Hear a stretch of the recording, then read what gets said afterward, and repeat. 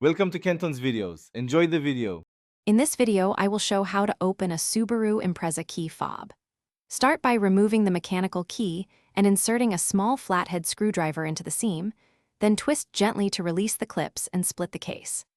Carefully lift out the circuit board and old battery while noting orientation.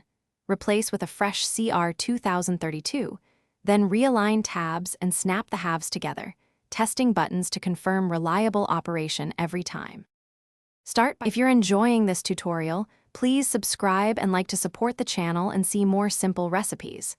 Quick recommendation: make meal prep easier with leak-proof containers that keep biscuits fresh and prevent soggy crusts, a handy kitchen win.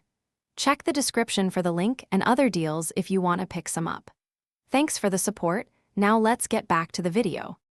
Pat the dough to about 1-inch thickness for taller biscuits and use a sharp cutter for clean edges, pressing straight down without twisting.